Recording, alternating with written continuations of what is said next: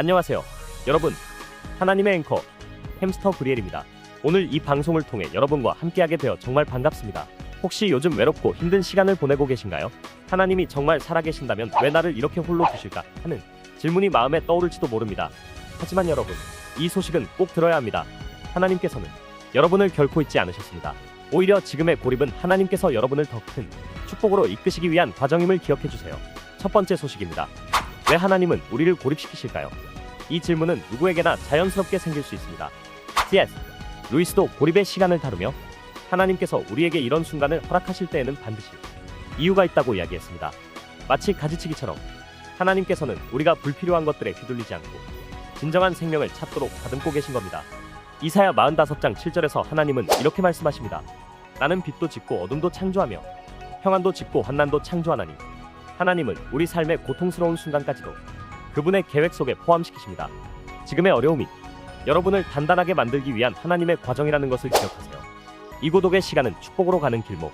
여러분, 하나님께서는 때로는 우리를 완전히 고립시키심으로써 영적인 성숙으로 인도하십니다. 외로움과 공허함은 하나님이 주시는 감정이 아닙니다. 오히려 하나님의 훈련 과정입니다. 예레미야 29장 11절.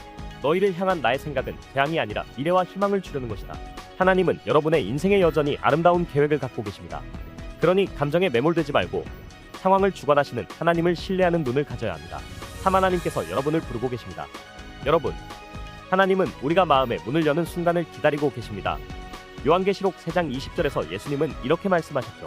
내가 문 밖에 서서 두드리노니 누구든지 내 음성을 듣고 문을 열면 내가 그에게로 들어가 함께 먹고 마시리라. 이제 여러분이 주권을 내려놓고 하나님을 초대할 차례입니다. 하나님은 여러분이 이 세상을 단순히 살아가는 것이 아니라 영생을 누리며 살아가기를 원하십니다. 걱정과 불안을 하나님께 맡길 때 진정한 평안이 여러분의 삶에 임하게 될 것입니다. 맡긴다는 것은 무엇일까요? 이제 많은 분들이 궁금해하실 겁니다. 맡긴다는 게 도대체 어떤 의미일까요? 아무리 기도를 해도 상황은 전혀 바뀌지 않고 주변 사람들은 나를 비웃기만 합니다. 여러분도 비슷한 경험이 있나요? 눈물로 하나님께 애원해도 현실은 그대로일 때 우리는 이렇게 묻습니다.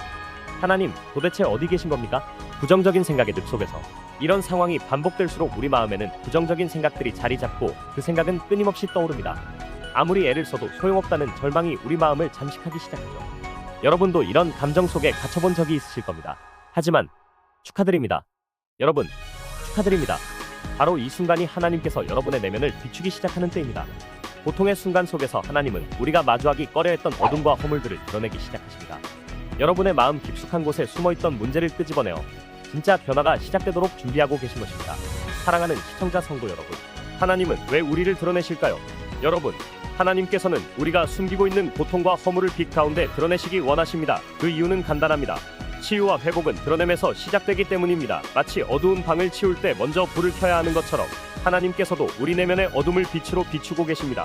요한복음 8장 12절에서 예수님은 이렇게 말씀하십니다. 나는 세상의 빛이니 나를 따르는 자는 어둠에 다니지 아니하고 생명의 빛을 얻으리라. 여러분이 지금 마주하는 부정적인 생각들도 하나님께서 빛 가운데로 이끄시는 과정입니다. 이 고통스러운 시간이 하나님께서 여러분을 더 큰 회복으로 이끌어가는 여정의 일부라는 사실을 기억하세요. 주권을 맡기는 훈련. 하나님께 맡긴다는 말이 현실적으로 이해하기 어려울 수 있습니다. 하지만 맡긴다는 것은 단순히 포기하는 것이 아니라 모든 문제의 주관권을 하나님께 드리는 것입니다.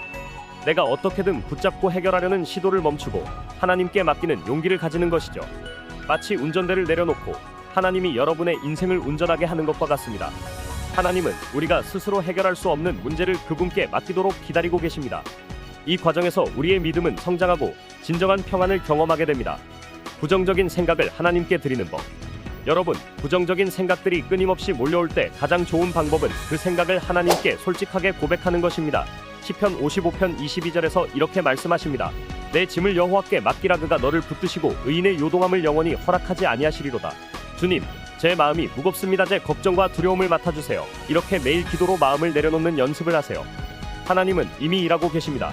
비록 여러분의 상황은 당장 바뀌지 않을지라도 하나님은 이미 일하고 계십니다. 기다림 속에서도 하나님은 우리를 준비시키고 계시고 마음의 평안을 허락하십니다. 하나님은 시간을 허비하지 않으십니다. 여러분이 감정의 혼란 속에 있을 때조차 하나님께서는 그 시간을 축복의 준비 과정으로 사용하고 계십니다. 그러니 포기하지 마세요. 지금의 상황은 끝이 아니라 시작입니다. 빛 가운데로 나아가기. 성도 여러분, 하나님은 여러분이 더 큰 축복으로 나아가기 위해 지금의 어둠을 허락하셨습니다. 그분은 결코 여러분을 떠나지 않으셨고 여러분의 마음 문을 두드리며 기다리고 계십니다. 그 문을 열고 하나님과 함께 새로운 여정을 시작해 보세요. 오늘 이 시간 여러분의 마음을 하나님께 맡기고 믿음의 발걸음을 내디뎌 보세요. 그분께서 준비하신 평안과 소망의 길이 여러분을 기다리고 있습니다.